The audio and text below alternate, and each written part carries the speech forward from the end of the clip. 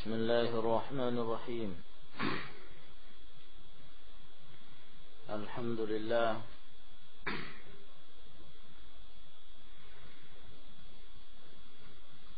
حمدا كثيرا طيبا مباركا فيه كما يحب ربنا ويرضاه، وأشهد أن لا إله إلا الله وحده لا شريك له، وأشهد أن محمدا عبده ورسوله، وصلى الله عليه وعلى آله وأصحابه وسلم تسليما كثيرا. أما بعد، قال المؤلف رحمه الله تعالى: وأشهد أن لا إله إلا الله وحده لا شريك له إقرارا به وتوحيدا. ini ya kawan. قال الشارح العلامة محمد خليل هراس رحمه الله تعالى: الشرح الشهادة، yang dimaksud dengan syahadah al-ikhbaru bi syai'an ilmin bihi, mengabarkan sesuatu ya tentang keyakinannya terhadap sesuatu, tentang ilmunya terhadap sesuatu. Wa'tiqadun aw wa'tiqadin li sihhatihi wa thubutihi,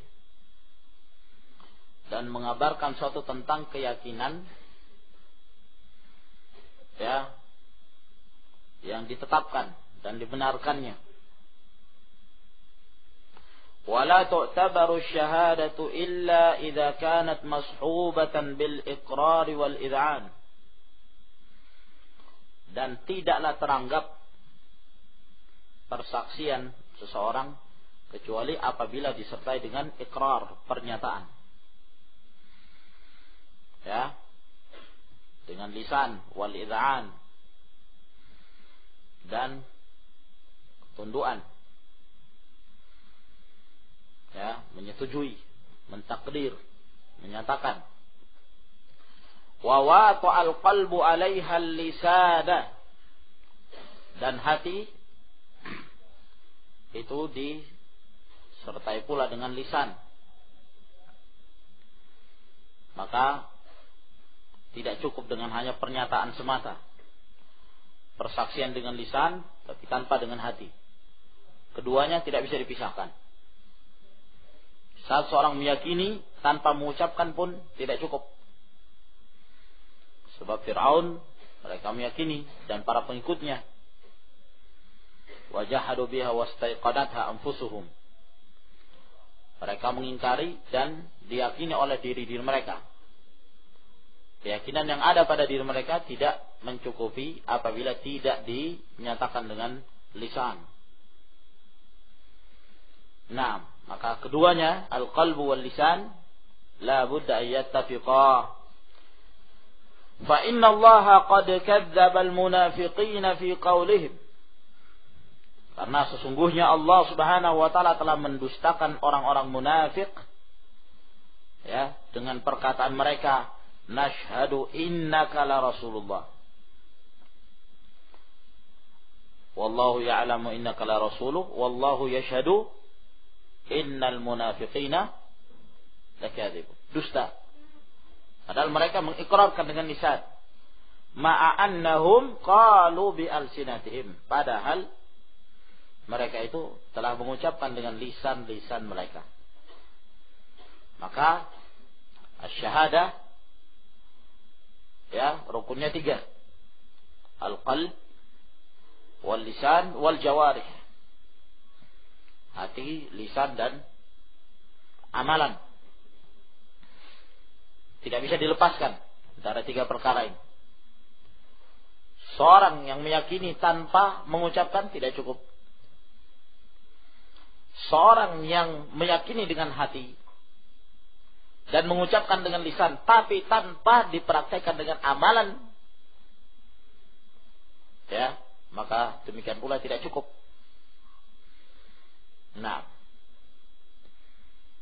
sebab di sana ada beberapa amalan yang kalau mereka meninggalkan amalan tersebut menjadikan persyahadatannya itu batal. Persaksian itu menjadi batal. Kalau seorang meyakini dengan hatinya, mengucapkan dengan lisannya, tapi tidak pernah sujud di hadapan Allah Subhanahu wa taala, tidak pernah sholat, maka ini mustahil dia dikatakan sebagai seorang muslim. Ya. Mustahil dikatakan sebagai seorang muslim. Ini disebutkan oleh Syekhul Islam Ibn Taimiyah rahimahullah ta'ala. Wa la ilaha illallah hiya kalimatut tauhid allati ittafaqat 'alaiha kalimatur rusuli salawatullahi wa salamuhu 'alaihim ajma'in. Yang telah bersepakat kalimat para rasul seluruhnya di atas kalimat la ilaha illallah. Setiap mereka yang diutus oleh Allah, mereka diperintahkan untuk mengucapkan la ilaha illallah. Bal hiya khulasatu da'awatihim wa zubdatu risalatihim. Bahkan ini adalah merupakan inti dakwah mereka dan inti sari risal mereka. Ya, Allah Subhanahu wa taala mengutus mereka, inti dakwah tersebut karena ini la ilaha illallah. Wa ma min rasulin minhum illa ja'alaha muftataha amrih wa qutba rahahu. Dan tidak seorang pun dari kalangan rasul melainkan rasul tersebut menjadikan la ilaha illallah ini sebagai perkara yang paling pertama, perkara pembuka dalam berdakwah, dijadikan sebagai skala prioritas dan dijadikan sebagai qutbur rahahu. Qutbur raha itu kompas itu. Yani dijadikan sebagai pusat dan yang terpenting di dalam berdakwah. Kama qala nabiyuna sallallahu alaihi wa alihi wasallam, umirtu an uqatila an-nasa hatta yaqulu la ilaha illallah fa idza qaluha faqad asamu minni dima'ahum wa amwalahum illa bihaqqiha wa hisabuhum 'ala Allah azza wa jalla. Naam. Ya. Dan di dalam riwayat yang lain ada tambahan hatta yaqulu atau hatta yashhadu an la ilaha illallah anna Muhammadar Rasulullah wa yuqimus salata wa yutuz zakah. Nah, dalam artian ucapan harus dipraktekkan dengan amalan. Kapan mereka meninggalkan amalan tersebut, maka itu berarti mereka telah meninggalkan hak dari la ilaha illallah. Maka dari itu Abu Bakar As-Siddiq radhiyallahu taala anhu memerangi mereka yang dahulu enggan untuk membayar zakat. Nah, yang mereka bayar dahulu di zaman Rasulullah sallallahu alaihi wasallam bukan karena murtadnya mereka, tapi karena enggannya mereka untuk membayar zakat.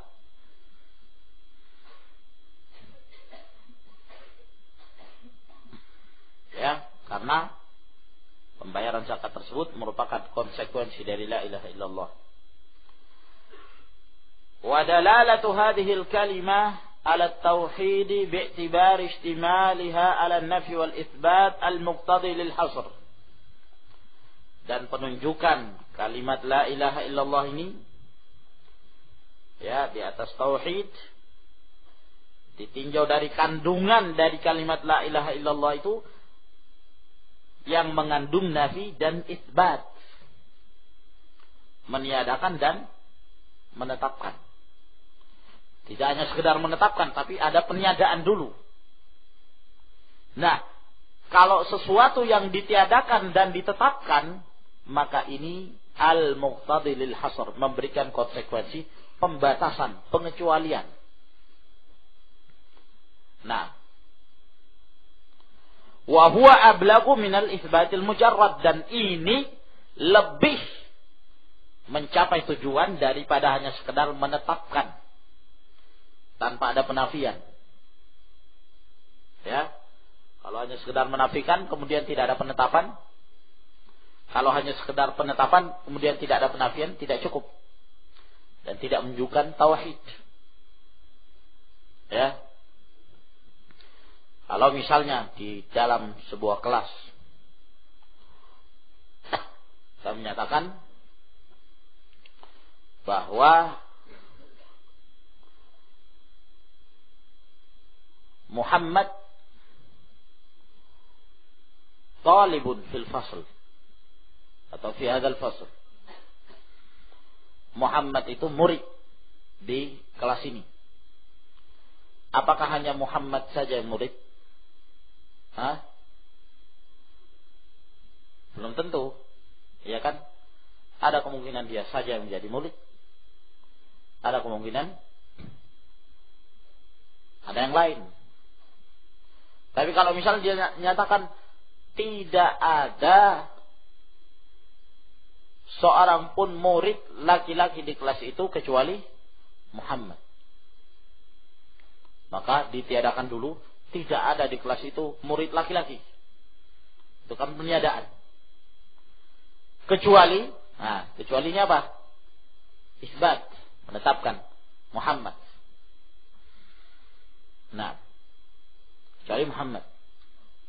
Maka Muhammad ini adalah merupakan pengecualian dan ditiadakan yang lainnya. Nah, ini lebih mencapai tujuan dalam hal menetapkan sesuatu. Nah, dan membatasi sesuatu. Nah, demikian pula dalam hal kalimat la ilaha illallah. La ilaha illallah. La ilaha ini an-nafyu wa illallah ini al-itsbat. Menafikan kemudian menetapkan. Kaqaulina, misalnya kita mengatakan Allahu wahidun.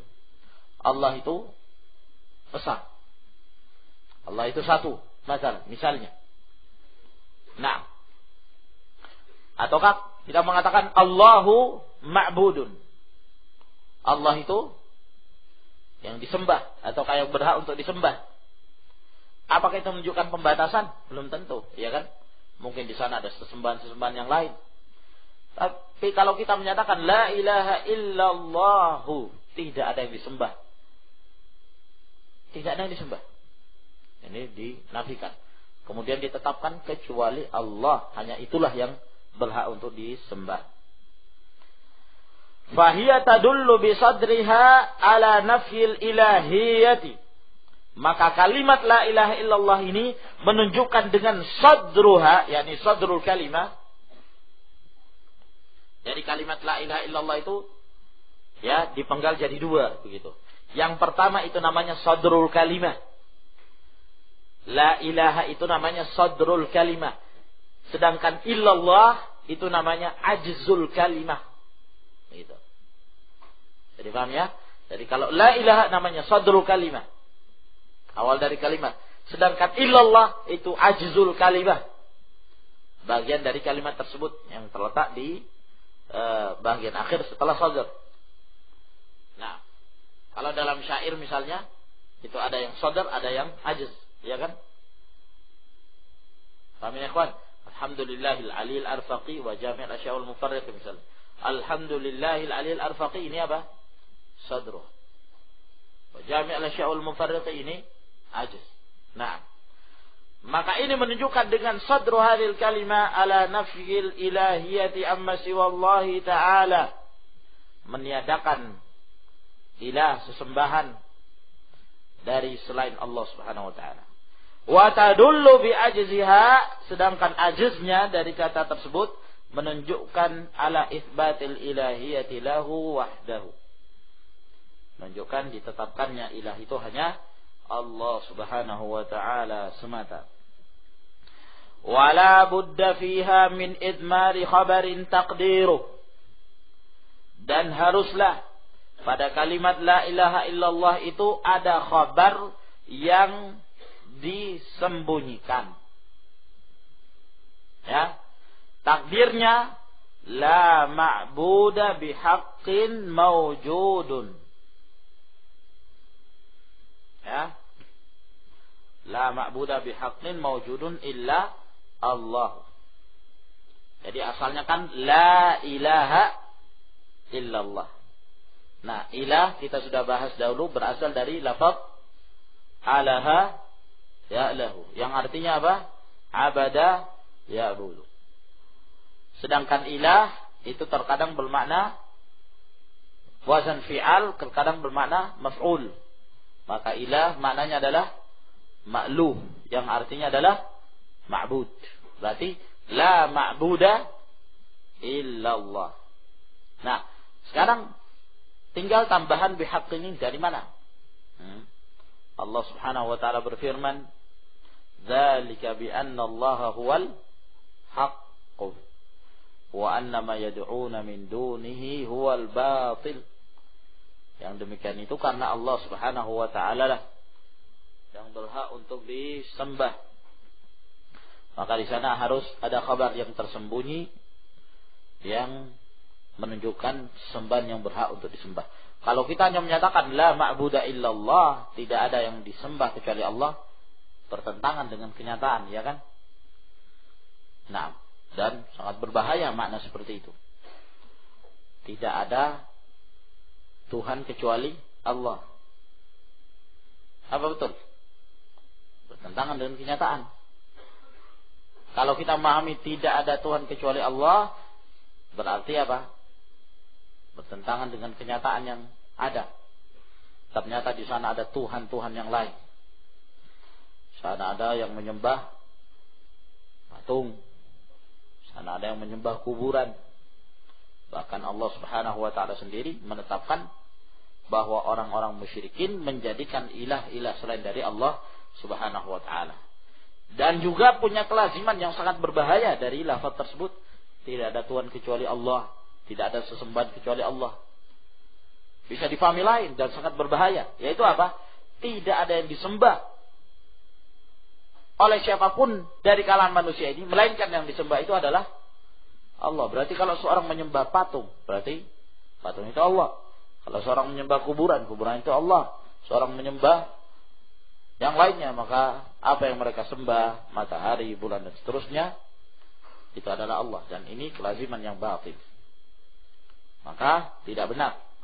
Mesti ada khabar yang tersembunyi, yang takdirnya adalah haqqun. La ma'buda haqqun. Atau la ma'buda mawjudun bihaqqin illallah. Fal jar wal majrur muta'alliqun mahdhuf khabar. Naam. Wa amma qawluhu wahdahu la syarika lahu. Semata-mata dia, tidak ada sekutu baginya.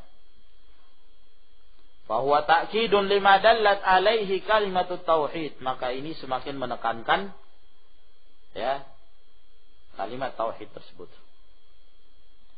Wahdahu, ya, ini menekankan apa, ikhwan? Takkid dari illallah. Sedangkan la syarika lahu itu takkid dari la ilaha, penafian.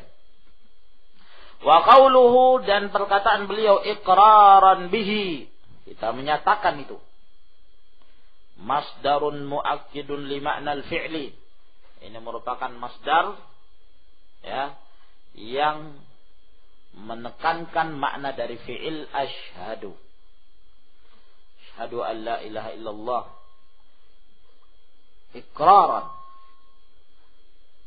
Wal muradu iqrarul qalbi wal lisan, yaitu menyatakan dengan hati dan lisan, dan harus dibuktikan pula dengan amalan tentunya. Wa qauluhu tauhidan, ay ikhlasan lillahi azza wa jalla fil ibadah. Berarti yang dimaksud di sini tauhidan, iqraran bihi wa tauhidan, tauhid al-uluhiyah, yaitu mengikhlaskan dalam beribadah hanya kepada Allah Subhanahu wa taala. Fal muradu bihi at-tauhidul iradiyut talabi. Maka yang dimaksudkan adalah tauhid yang dikehendaki dan yang diminta.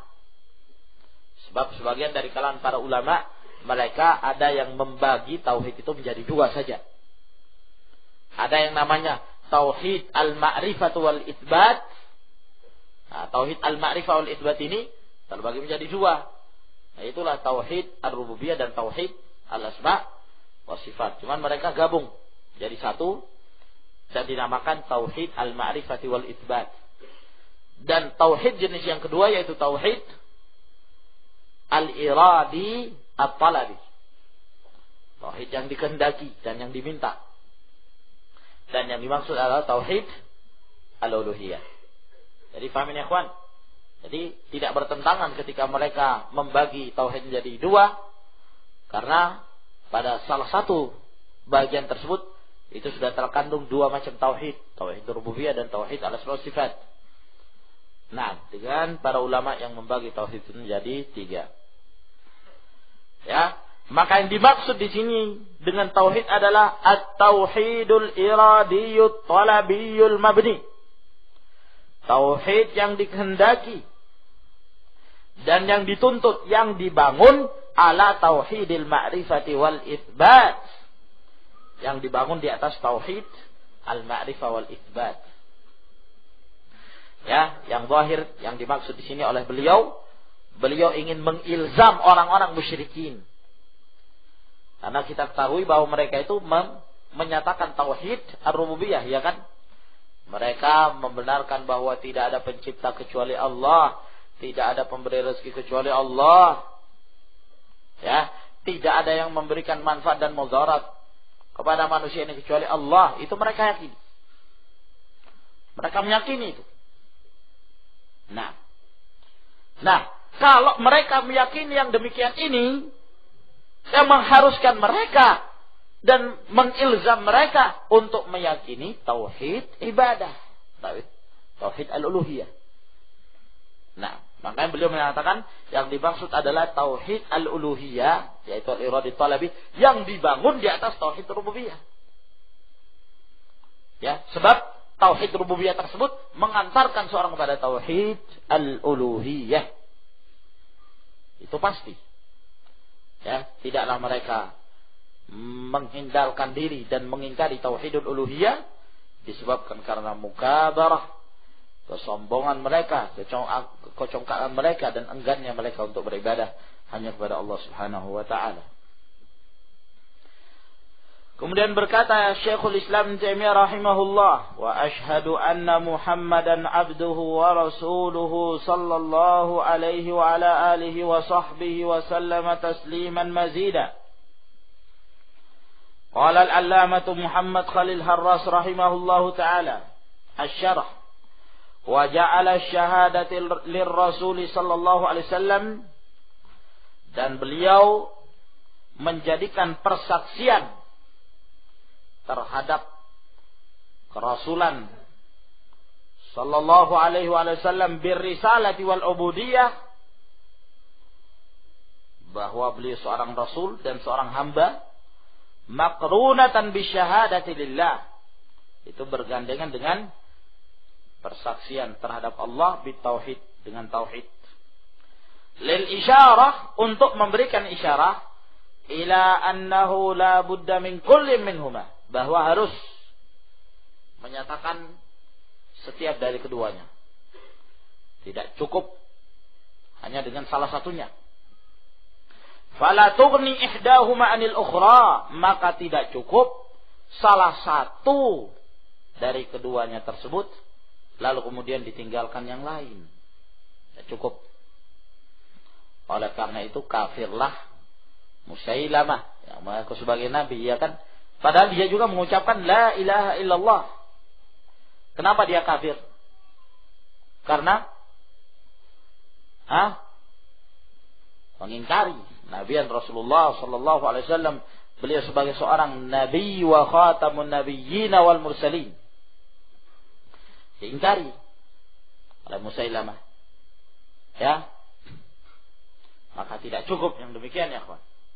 Walihada qarana bainahuma fil adzan, oleh karena itu digandengkan dua kalimat syahadat ini dalam azan, wa fit tasyahhud, dalam tasyahud dan dalam perkara-perkara yang lainnya. Wa qala ba'dhum fi tafsiri qaulihi ta'ala, sebagian mereka itu berkata dalam menafsirkan firman Allah Subhanahu wa taala, wa rafa'na laka dzikrak, dan kami mengangkat penyebutanmu, yaitu penyebutan Rasulullah SAW. Sebagian mereka menafsirkan yakni, yaitu la udhkaru illa dzukirta ma'i, saya tidak disebutkan kecuali engkau wahai Rasulullah sallallahu alaihi wasallam disebut bersamaku, yakni bersama Allah Subhanahu wa taala. Jadi kalau bersaksi la ilaha illallah harus pula menyaksikan anni Rasulullah. Wa innama jama'a lahu baina wasfai risalati wal ubudiyah.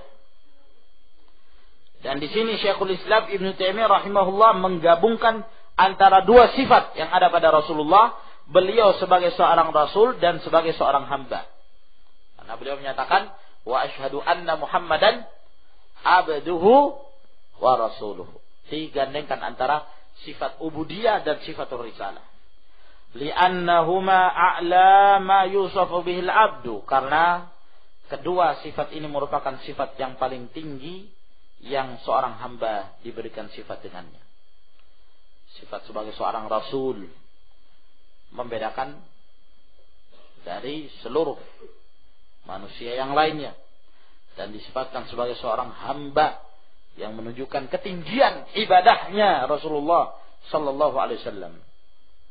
Nah, wal ibadatu, dan yang dimaksud dengan al ibadah hiyal hikmatul lati khalaqallahu al khalqa li ajliha. Ibadah itulah merupakan hikmah kenapa Allah Subhanahu wa taala menciptakan makhluk, yaitu karenanya. Kama qala ta'ala, wa ma khalaqtul jinna wal insa illa liya'budun. Nah, fakamalul makhluqi fi tahqiqi tilkal ghayah, maka kesempurnaan makhluk tergantung dalam hal memurnikan tujuan tersebut, melaksanakan tujuan itu, yaitu beribadah hanya kepada Allah Subhanahu wa taala. Wa kullama izdada al-'abdu tahqiqan lil ubudiyah, dan setiap semakin bertambah seorang hamba pernyataannya dalam hal beribadah, ya, izdada kamaluh, maka semakin bertambah pula kesempurnaannya. Wa 'ala darajatu, dan semakin tinggi pula derajatnya di sisi Allah Subhanahu wa taala.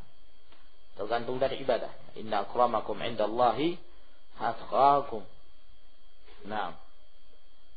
Wa li hadza dzakara Allahu nabiyahu bilaqabil 'abdi.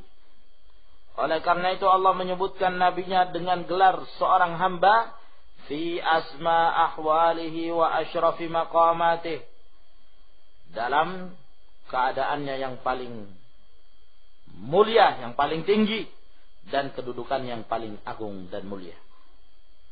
Disebut dengan lafaz hamba. Kal Isra'i bihi, seperti ketika beliau diisrakan. Apa kata Allah? Subhanalladzi asra bi abdihi, dengan lafaz hamba, abd.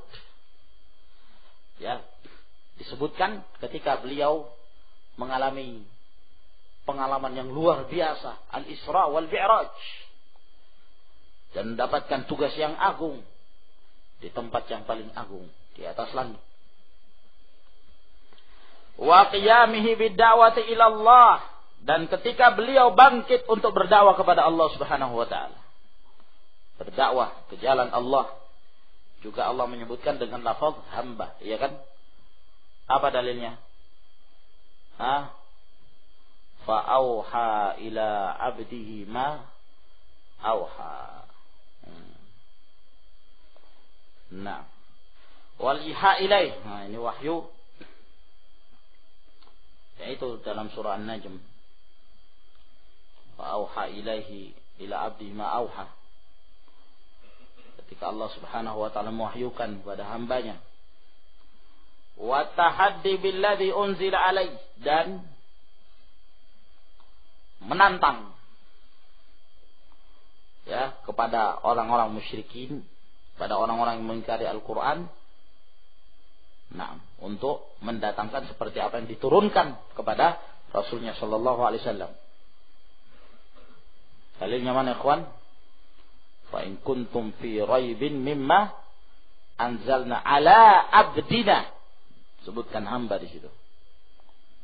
Fa'tu bi suratin min mithli. Nah, wa nabbaha bi wasfil ubudiyyati aidan. Dan beliau memberikan tanbih dengan sifat al-abd. Beliau seorang rasul, beliau seorang hamba pula. Ila raddi ala ahli al-ghulu. Untuk membantah orang-orang yang ekstrim. Dari kalangan sufiyah. Alladzina qad yatajawazuna bir-rasuli qadra. Yang mereka telah melampaui batas dalam memberikan kedudukan kepada Rasulullah sallallahu alaihi wasallam. Wa yarfa'unahu ila martabatil uluhiyah. Bahkan sampai mengangkat Rasulullah SAW bukan lagi menjadi dalam tingkatan seorang hamba, tapi sampai pada tingkatan ilah, uluhiyah, sembahan. Menyatakan bahwa Rasulullah SAW itu mengetahui apa yang terdapat di dalam Allahul Mahfuz.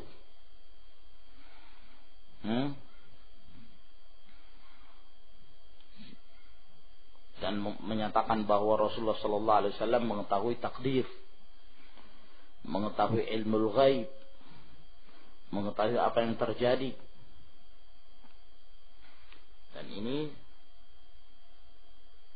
bagaimana yang dilakukan oleh as-sufiyah ad-dhullal, kama yaf'alu dhullalu sufiyati qabbahahumullah, sebagaimana yang dilakukan oleh orang-orang sufiyah, semoga Allah Subhanahu wa taala menghinakan mereka.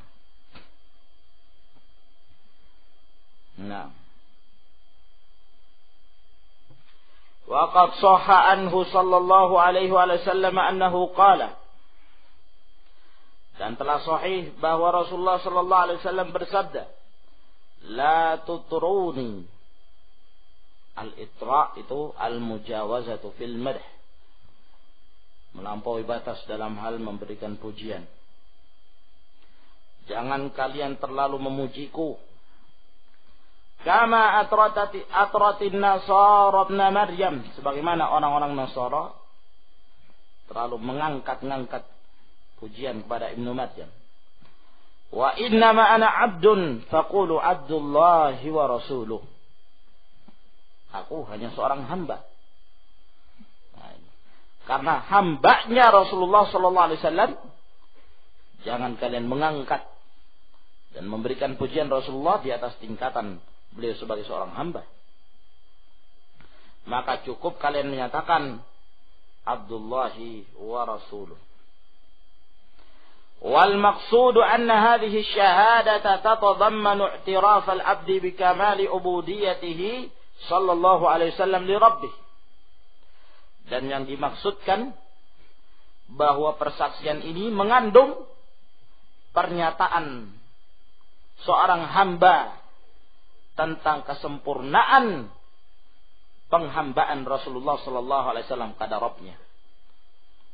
Sehingga ketika kita meyakini asyhadu anna Muhammadan abduhu, kita meyakini Muhammad sallallahu alaihi wasallam sempurna dalam beribadah kepada Allah Subhanahu wa taala.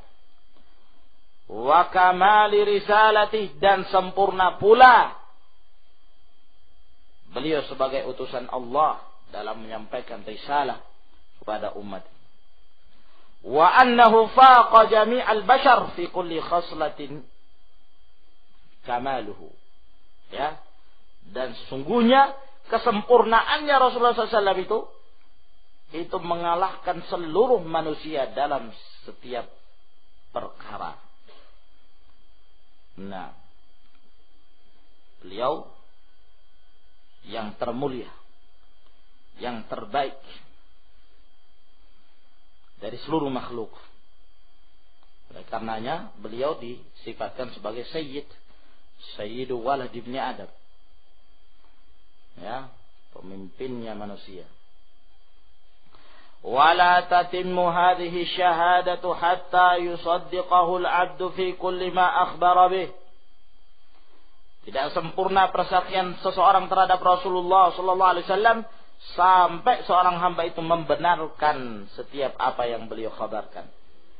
Wa yuti'uhu fi kulli ma amara bih, mentaati pada setiap apa yang beliau perintahkan. Wa yantahi amma nahaan, dan berhenti pada setiap apa yang dilarang. Nah, ya, mirip seperti apa yang disebutkan oleh Syekh Muhammad bin Abdul Wahhab rahimahullah ta'ala. Tasdiquhu fima akhbar wa ta'atuhu fima amar wa intiha ma naha anhu wa zajar wa la yu'badallahu azza wa jalla illa bima syara'a. Baik. Kemudian beliau bersalawat. Ya.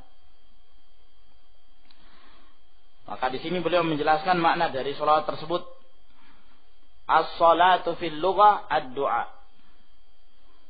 Salat secara bahasa maknanya adalah ad-du'a. Qala ta'ala wa salli alaihim inna salataka sakanun lahum. Ya. Dan berdoalah untuk mereka. Sesungguhnya doa itu menenangkan mereka. Wa asahhu ma qila fi salatillahi ala rasulih.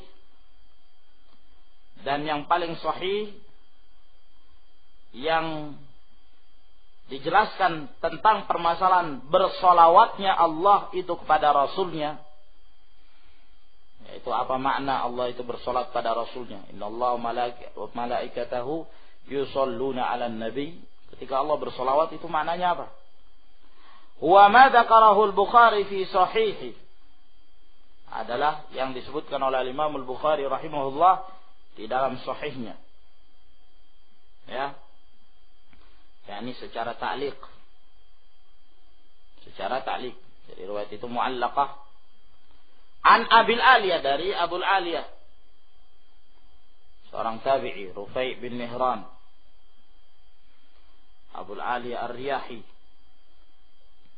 rahimahullahu ta'ala qala, beliau mengatakan, salatullahi ala rasulih tana'uhu alaihi indal malaikah. Salawatnya Allah kepada Rasulnya maknanya adalah pujian-pujian Allah kepada Rasulnya tersebut di sisi para malaikat. Ya, dipuji-puji, disebut-sebut nama Rasulullah sallallahu alaihi wasallam. Masya Allah. Nah, dan tentunya pujian di sini di sana akan berakibat. Allah Subhanahu wa taala cinta kepada yang Allah puji tentunya. Allah puji seorang hamba menunjukkan Allah cinta. Kalau Allah cinta, berarti Allah menjadi walinya yang akan memberikan pertolongan saat dia membutuhkan dan akan memberikan solusi terhadap segala problem yang mereka hadapi dan seterusnya. Jadi pujian itu di sana ada hikmah di balik dari pujian tersebut. Dan tentunya kalau Allah Subhanahu wa taala memberi pujian, ini merupakan pujian yang paling mulia. Kalau seorang hamba yang memberikan pujian, terkadang kita sudah bangga, ya kan? Walaupun terkadang terlalu banyak memberikan pujian, itu namanya sama dengan membunuh saudaranya sendiri. Iyakum wattamadduh fa innahu dzabh, kata Rasulullah SAW. Hati-hati kalian untuk suka memberi pujian kepada saudara kalian, karena itu sama dengan kamu membunuh saudaramu, menjerumuskan dia, mencelakakan dia. Nah, seorang yang diberikan pujian, ya, dari RT misalnya, Pak RT beri pujian pada dia, sudah senangnya bukan main. Apalagi kalau di atas RT, RW, wali kota menyebut nama dia di hadapan para anggota-anggotanya, bukan main senangnya. Apalagi kalau presiden, bangganya dia untuk disebut nama-namanya tersebut. Nah ini yang menyebut Allah Subhanahu wa ta'ala, ya, Al-Khaliq, Ar-Raziq. Maka kalau Allah memberikan pujian kepada kita, Allah cinta kepada kita. Nah, wal masyhur anna salata minal malaikatil al-istighfar. Sedangkan yang masyhur bahwa bersolawatnya para malaikat itu maknanya adalah memintakan ampun, beristighfar. Jadi masing-masing diidhafakan ke mana solawat itu. Kalau yang bersolawat itu Allah, berarti maknanya adalah pujian. Kalau yang bersolawat itu para malaikat, berarti maknanya adalah istighfar. Kalau yang memberi sholat itu hamba, berarti maknanya adalah doa. Kama fil hadits sahih, wal malaikatu yusalluna ala ahadikum. Para malaikat itu memintakan ampun terhadap kalian, madama fi majlisihi alladhi shalla fi, selama di majlisnya yang dia salat padanya. Yaquluna Allahumma ighfir lahu, Allahumma arhamhu. Wa minal adamiyyin, dan kalau salawat itu dari manusia maknanya adalah ad-darru' wa du'a. At-tadarru' wa du'a, mendoakan. Nah, kalau dari kalangan jin, kalau jin yang bersalawat,